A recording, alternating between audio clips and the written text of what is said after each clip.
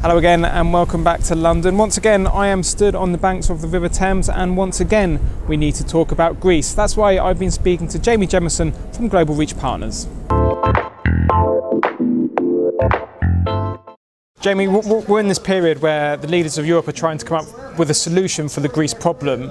How likely is it, do you think, that by the end of this week we have a deal over Greece? I still actually think it's very unlikely. Greece made a proposal over the weekend. There has been a lot of scepticism that hasn't been concrete enough, so it's very much a case of deja vu again.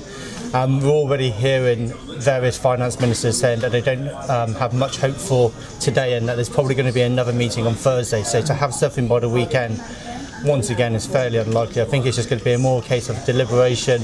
I mean, it's the ultimate game of brinkmanship at the moment, if we're being absolutely honest. It's quite interesting that much of the comments by the finance ministers have been over the viability of this deal. Do you think there's question marks over the competence of the Syriza leaders? I think the reality actually is more about, is it just going to be plastering over the cracks once again, or can we actually find something that's sustainable? And that's something that the market is going to be really focusing on, is the sustainability of this, because in effect what all they're actually doing is going to be borrowing more money or getting a loan to pay for another tranche of money that needs to be paid out. There's two payments that need to be made immediately, one at the end of the month to the IMF, which is 1.6 billion euros, and then there's going to be another payment that needs to be made in about the 20th of July, I think, for about 3.5 billion euros to the ECB. So it's more of a case of what actually happens after this. Can they continue to fund Greece?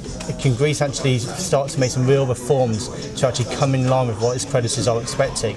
At the moment, it's just really a game of brinkmanship and seeing who will blink first. Yeah, but the one thing that I keep saying to people is that Alexis Tsipras doesn't have a mandate to take Greece out of the euro. I know there were demonstrations on Sunday supporting him and his party.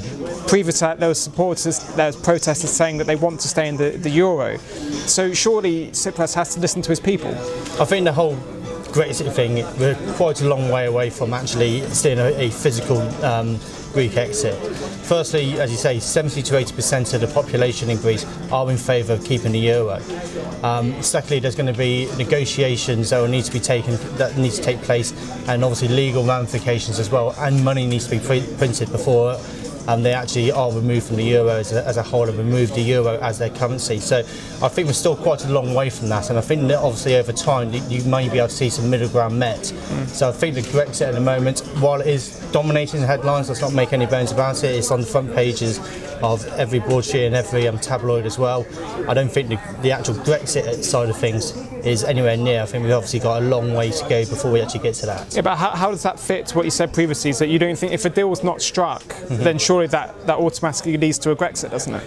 It means they're in a default according to the IMF. Christine Lagarde came out straight away and said, or last week, and said that there's going to be no compromise in terms of if they make their payment or not. There's going to be no grace period. They will be in effect in default.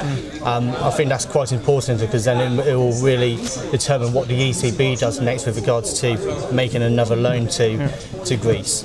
It doesn't necessarily mean that they're going to be exits. It does mean that we may see some capital controls put into place. It means that the ECB may do something with the ELA, which may actually force the hand a little bit of Greece a bit more. And I think we're kind of getting to that crunch point now. Yep, just to finish off, your team's busy on the phones here. What are you telling clients? Because I'm sure they must be concerned about the implications for their transactions. Right now, we're advising clients to get, if they're above their budget rate, if they're looking at getting some hedging to get something in place. There's no point really allowing politicians to dictate where the exchange rate is going to go, because nobody really knows how this is going to pan out. This is uncharted waters, and this is unprecedented in terms of looking at a Eurozone member potentially, and it is only potentially, exiting the union at the moment, which could have huge ramifications moving forward, because it's that whole legacy of something that was designed to be unbreakable potentially breaking.